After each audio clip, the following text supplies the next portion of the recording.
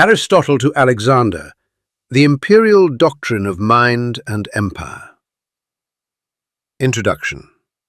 Before he became the Great, before he crossed deserts, sieges, and kingdoms, Alexander was a student of the sharpest mind of the ancient world, Aristotle.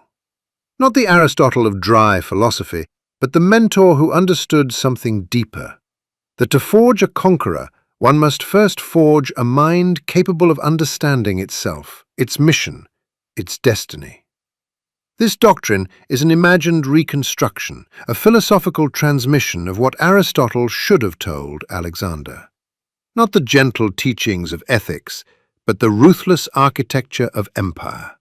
The design of a mind destined to outpace all rivals. A blueprint for supremacy, ambition, and the mastery of human nature. This is Aristotle's Imperial Doctrine, spoken to a young king who would become a global phenomenon. Part 1. The Primacy of Self-Mastery. Alexander, a man who has no command over himself, is unfit to command even a single campfire. The first empire a ruler must subjugate is his own temperament. Your impulses are insurgents. Your emotions are internal provinces prone to rebellion.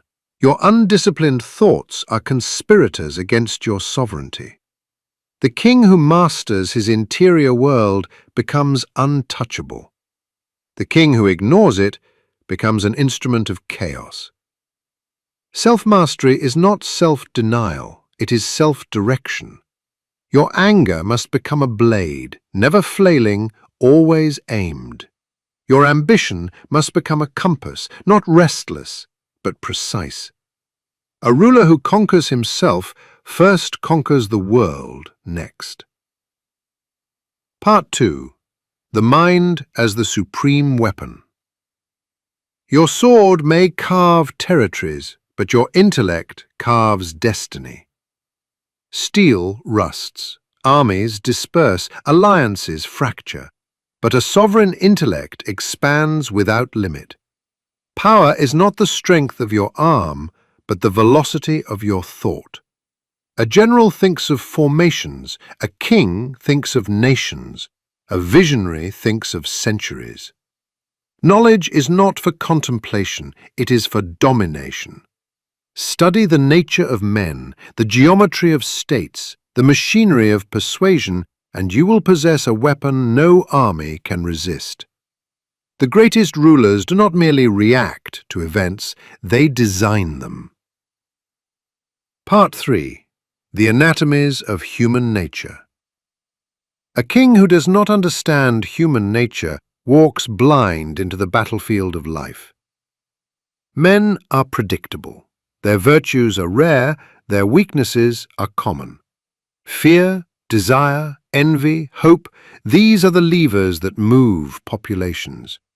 Never treat men as what they claim to be. Treat them as what they are. Reward publicly, punish strategically, praise sparingly, observe constantly. A ruler succeeds not by trusting, but by understanding. The one who sees what others hide possesses unshakable power. Part 4.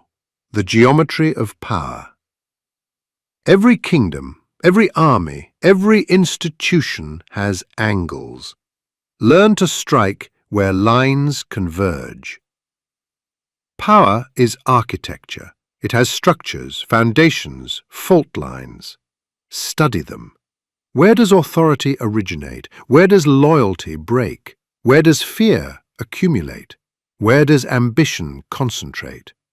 A ruler who understands the geometry of power can break states with pressure points rather than armies.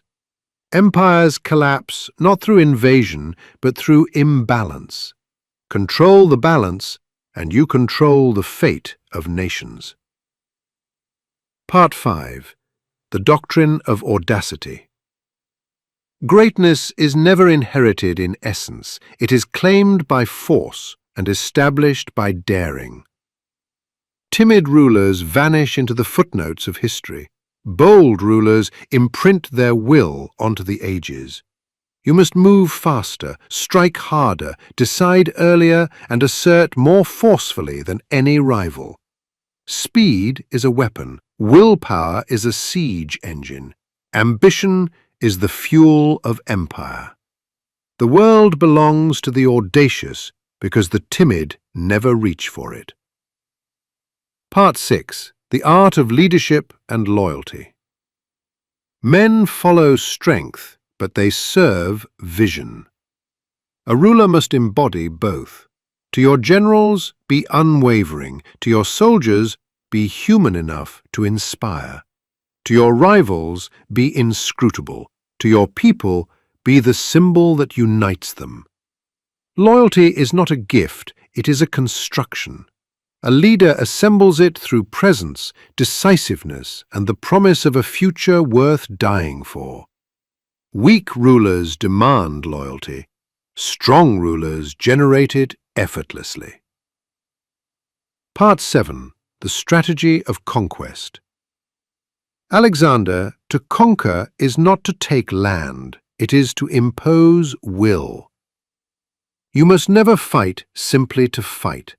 Every campaign must serve a strategic vision, control trade routes, seize psychological strongholds, take symbolic territories, cripple the economic heart of rivals, move where your enemies do not expect, win before the battle begins. The greatest generals win through anticipation, not bloodshed. Conquest is logistics, not chaos, precision, not aggression. Part 8. The Politics of Perception. A king is not merely a man, he is a living narrative. People do not follow reality, they follow perception. Cultivate it. Let your presence imply inevitability. Let your victories appear effortless. Let your enemies believe you see everything. Let the world whisper about you even when you are silent. A ruler becomes unstoppable when his image travels faster than his armies. Part 9. Time, Fate, and Opportunity. Fortune is not a goddess, it is a window. Opportunity appears and disappears with terrifying speed. A mediocre ruler hesitates, a great ruler acts. A supreme ruler creates opportunity where none exists. You must view time as a battlefield. Every delay is a defeat. Every moment is a weapon. Strike early, adapt instantly, endure constantly. The ruler who masters time masters destiny. Part 10. Immortality through action. Alexander, the body dies, but a name can conquer death. Do not live for comfort, live for permanence. Let your deeds be colossal, let your ambition be unrestrained, let your legacy be undeniable. History remembers intensity, not moderation. It remembers those who dared to become myths. Your life is a brief flame, so burn with such force that the world carries your light long after you fall into darkness. Conclusion. Aristotle's imagined doctrine is not a philosophy for common men. It is an operating system for empire builders, conquerors, strategists, and those who refuse a small existence. To listen to these words is to confront a truth. Greatness is not an accident. It is constructed, forged, directed with absolute intentionality. This doctrine is not merely advice. It is the blueprint for a mind engineered to surpass nations. At the end of teachings like these, only a rare mind stays until the final words. Most people quit long before the lesson finishes, long before the meaning settles, long before the discipline forms. But the ones who endure to the last line, they are the ones who grow. They are the ones who rise. They are the ones who transform knowledge into power. If you reach the end, comment, Empire begins in the mind.